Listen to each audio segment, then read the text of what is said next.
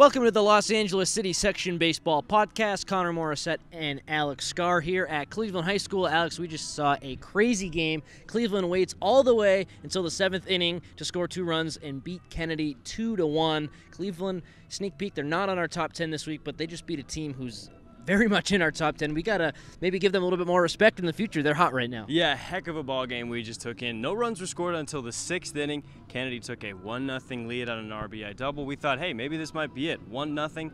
Plenty of games in that way. Cleveland came out scrappy in that 7th inning. They win on an RBI bunt single. They had an RBI double from Chris Lozano to tie the game. Then they got a bunt single to end up winning it 2-1.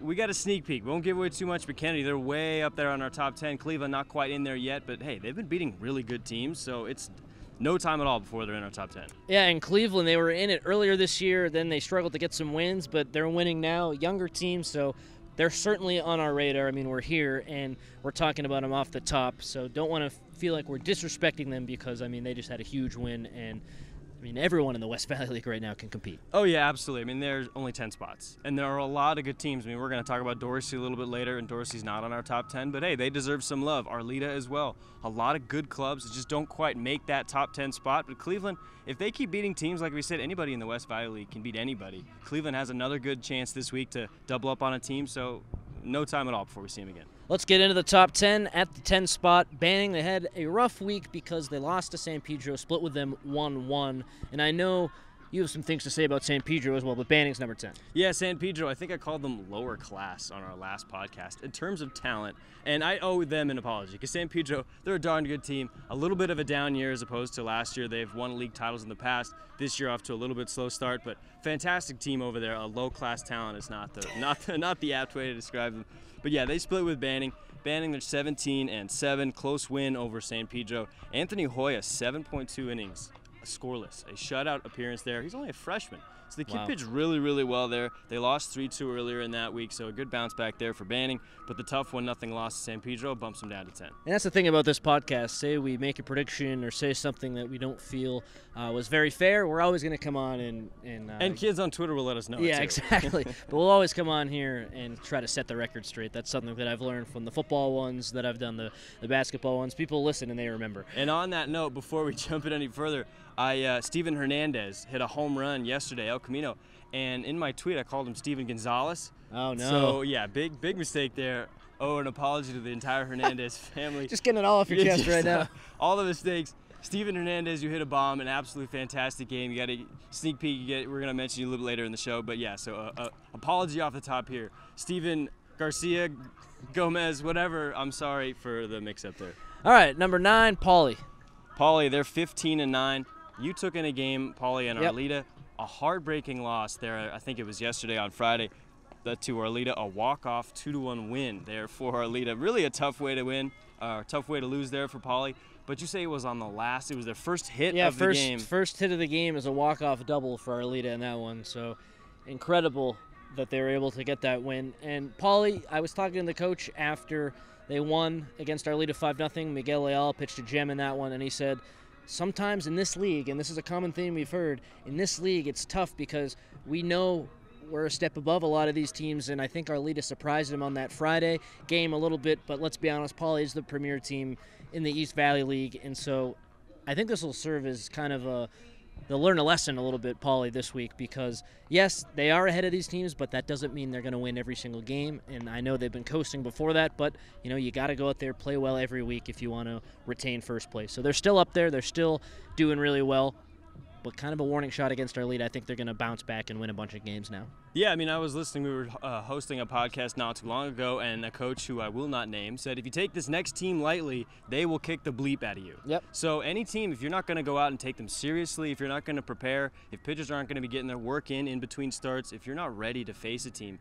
pretty much anybody can beat anybody with very few exceptions. So Pauly, I think, like you mentioned, still the East Valley team to beat, but Arleta. And I challenged them last week on our podcast. I said, score a run. Pauley hadn't given up a run in East Valley League play. Arleta, they scored 2, so kudos to you. Yeah, and they got the win at number 8. Roosevelt, a team we saw last week, they lost a tough one to Birmingham 2-1, but they're still hanging around our top 10. They'll be an open division team, it looks like. Yeah, I think so. They're at 8. If it's 8 teams in open or 12 teams, we still have to iron that out, but Roosevelt looks like they have a spot no matter what. Undefeated in Eastern League, they just swept Bell, and last week they swept Southeast. So Roosevelt, I think they're kind of tuning up. We had them up a little bit higher in our podcast before in our top 10, but it seems like as the pitching and the hitting start to kind of come together for Roosevelt, they're going to be one of those kind of thorn in the side for some of these bigger teams. So Roosevelt is continuing to play well. At number 7, Palisades, they're taking the Western League by storm right now, undefeated in the Western League. Yeah, it doesn't really matter who Palisades plays in that Western League. Unfortunately for the other teams, they're 6-0 in that Western League, and as other teams kind of start to slip behind, they've got a 1.5-game lead over Venice, who's 5-2 in that league. But it seems like, yeah, they're kind of the toast of that Western League out there. They're 16-7, again, as I mentioned, 1.5 games up on Venice. Josh Barzilay, a complete game, struck out 6 in a 4-2 win over Hamilton. So as they kind of close down or right in the middle of this, the thick of the Western League, I think we're going to start to see Pally play their best baseball. Number 6, first team from the West Valley League in our poll, Chatsworth. Chatsworth, a bit of a slide. We had them at 2 a couple, to start the year, and then they fell down to 4. Now they're at 6. They split back-to-back weeks in the West Valley League. They lost, we're talking about Cleveland. Cleveland came out, kind of punched them in the mouth out of nowhere, didn't quite see it. Taft beat them earlier this week as well. So Chatsworth found a split in both of those weeks, but with a competitive West Valley League like this, splitting weeks is going to guarantee that you're going to be in the middle of that division. That's not going to win you that league. It's going to mean you're going to have to fight for everything you have. Chatsworth still a very good team, still right in the thick of it, but they've fallen to 6. Number 5, Carson, team from the Marine League. Yeah, undefeated in City League play, or City Section play, not just Marine League. They've beaten Birmingham once, and they're 3-0 against Venice. So Carson continuing to beat some of the good City teams. Eric Herrera and Jaja Bellinger continuing to shove. So Carson, one of the teams I think we're going to have to pay a little more attention to. The Marine League doesn't quite get the love I think that the Valley Leagues do, but Carson's going to be a really, really good team. At number 4, Granada Hills. And they surprised everyone beating El Camino Real this past week. Yeah, Granada Hills is legit. I mean, we haven't had them ranked as high as we have them right now. I think we left them out of our initial top 10, but they've come out and absolutely stormed their way into it. They're 13-6. Matt Diaz allowed just 1 hit in 6 shutout innings against El Camino. They win that game 4-0. When you can go out and you can absolutely shut down our number 1 team, that's going to garner you some respect. So props there to Granada Hills. And they're tied for the lead in the West Valley League. So they've got El Camino at 3-1, Granada at 3-1. And we've still got a lot of good baseball left to play, but Granada, they're in a fantastic spot to win that league title. Number 3, Birmingham. Any chance they move back into the number 1 spot before the league season finishes? Absolutely. I mean, anybody, I think, from 1 to 5 has a shot to really hop up there and take that number 1 spot because they all play each other. So Birmingham still has El Camino on the schedule. They still have Cleveland on the schedule. Actually, I don't think they have El Camino. They already played them. But they still have Granada Hills on the schedule. They still have Chatsworth. So a lot of things they can still do to prove that they're the team to beat here in LA City. They're 16-9. They had a 4-3 loss against Cleveland, which was a little tough, but a 7-0 win a couple games after. Albert Garcia really kind of improved there, had a complete game shutout. So can they jump into the number 1 spot? Absolutely. It's a matter of how they play. Our top 2, let's get the drum roll out. It's been really hard this week to determine who's 2 and who's 1, but this week we have El Camino Real at 2. They fall from the top spot. Yeah, El Camino Real number 2. As we mentioned, this was kind of a little sticking point for us. We couldn't quite decide, but Elko, they're 2 just because they lost 4-0 against Granada. No slide to Granada. We just said how good of a team that they are. But when you lose as the number 1 team, you kind of have to reevaluate. Is this still the team you want to have atop the poll? And for right now, Elko, they're 12-10. The shutout loss against Granada keeps them out of the top spot. But as we're talking about El Camino, I want to shout out Brian Golnick over there. I know we've talked about him before on the podcast. I've talked about him before. But I took a look at the stat line. In 42 innings pitched, the kid's only walked 4 hitters. Wow. That is an incredibly low amount of walks. He's striking out somewhere in the 30s. So when you have command like that and you can absolutely spot your fastball whenever you want to, that's going to carry on to the next level. I know Brian Golnick right now, he's uncommitted. He hasn't decided where he wants to play. But when you got numbers like that and you prove you can command the baseball, put it wherever you want it to, great job for him. Yeah, he's pitched lights out this year. And then at number 1, Kennedy. And quickly before you give the rationale, I'll give mine. I know people are thinking, what, Kennedy just lost to Cleveland, a team who's not even in your top 10, and you said El Camino Real lost to Granada, that's why they're 2 and they're in the top 10. So I understand that sounds a little bit weird, but Kennedy, they were winning in this game in the 6th inning, so let's not forget that.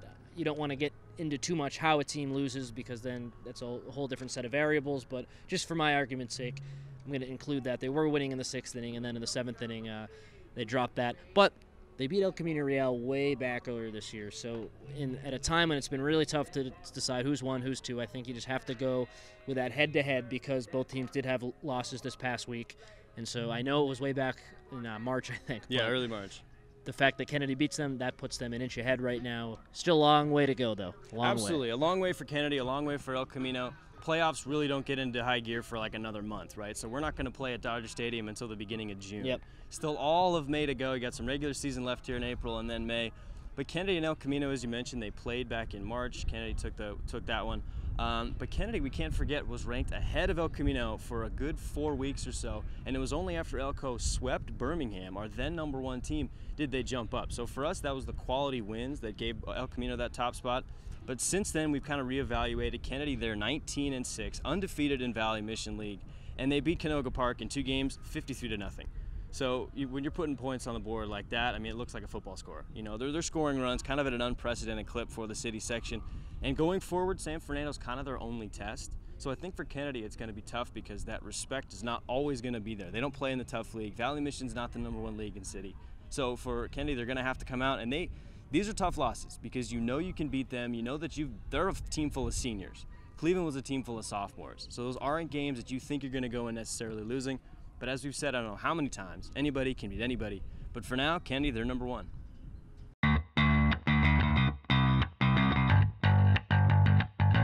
Let's move now to our Games to Watch segment where we highlight the top games this week in the Los Angeles City section, games we're paying attention to.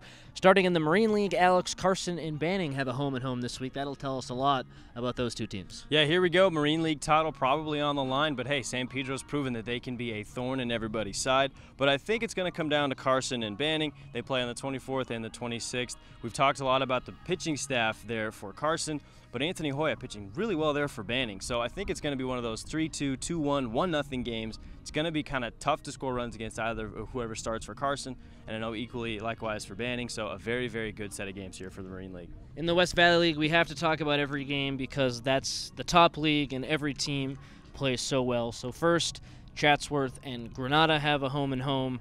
I think this is bigger for Chatsworth right now. Granada set themselves up in a huge position with wins over El Camino Real and that sweep to Taft last week.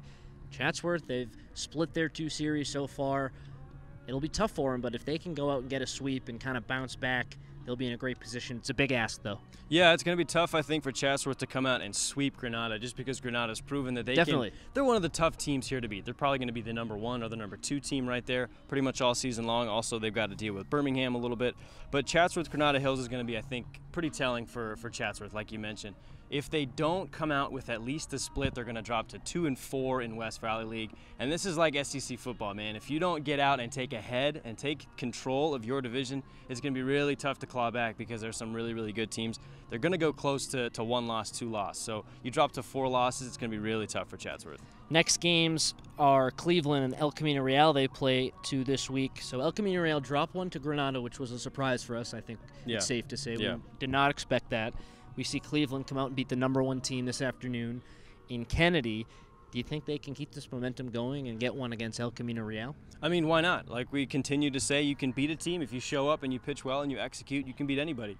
I think El Camino sweeps this week just because when they're rolling, I mean, Jack Wisden pitched very well. We've seen Brian Golnick pitch really well. So if you throw those 2 guys and you have Adam Christopher also in that rotation, you throw those guys out there and they shut a team down. They're going to hit. They're going to score runs. It's just tough for a team like Cleveland to build that consistency because they're young. They're still learning the game. They're still learning how to play varsity baseball. So many of them are sophomores. So I think this is going to be a tough test for Cleveland. Can they beat them? Yes. I don't necessarily think they do. And who is it the biggest week for? In my opinion, I think it's the biggest week for Birmingham. They have a great opportunity to pick 2 games up against Taft this week. Nothing against Taft. I've seen them play Granada Hills really tight, but right now they're sitting at the bottom of the West Valley League, and Birmingham will have a shot to get 2 wins and kind of get themselves back into the discussion a little bit. That sweep against El Camino Real, we were surprised by that. That kind of set them back a little bit. They have a chance now to make some strides and get back into the discussion. Yeah, here's your shot. I mean, if you can't sweep Taft, if you split and if you lose both, it's going to be a 2-3 team race. It's going to be El Camino and Granada Hills pretty much down to the finish. So Birmingham, this is a good week for them. West Valley League play is so much fun. Pretty much we see good games, splits. It's a really, really good week yet again after a good week last week. A good week here for Taft. If they can prove that, hey, we're going to beat teams. We're going to be a thorn. We're going to be a really annoying team that you have to deal with. Birmingham needs to go out and prove, hey, our pitching staff is right back where it was in the beginning of the season. So like you mentioned, a really, really big chance here for Birmingham.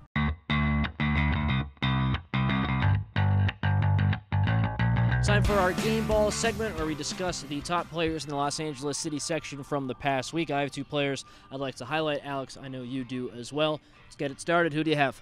Alex Malone over at Chatsworth, a good lefty hitter, went 4 for 4, drove in 4, and hit a home run in a 6-0 win over Taft. He's really one of their best hitters over there. I watched them play against Taft earlier. We talked about Stevan Gomez.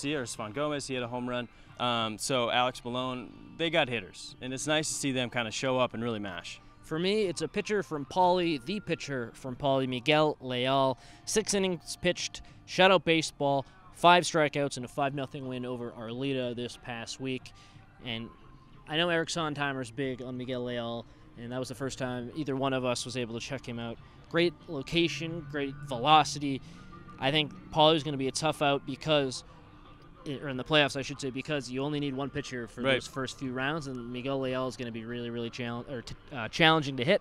And then the last thing I wanted to say, I know some Kennedy kids were nervous about facing Leal, and they should be because he's really good. Yeah, you pretty much need, as you mentioned, one pitcher because each playoff game until you get to the championship is going to be week to week. So you have a good number 1, Miguel Leal, as you mentioned. He's going to be a really tough kid through the playoffs. If they can throw him on Saturday going through the playoffs, heck, man, that's going to be a tough kid to hit going through the playoffs. Who do you have for your second game ball? My second game ball is Steven Hernandez. Steven Hernandez over there at El Camino Real went 3 for 3, hit his first home run in his high school career. He's just a sophomore on the team, one of the youngest kids, if not the youngest kid. Talked to him after the game, and he's a good kid. I think he's got a really, really mature approach at the plate, a really nice left-handed swing. Kid's going to be a menace. As he learns his swing, he fills out his body. He's only got to be 16 years old. As he starts getting bigger and stronger, he's going to be a really, really tough hitter in the city section. All right, you heard it here first. And my other game ball goes to Chris Lozano from Cleveland, a game that just finished behind us. He did it all in this game.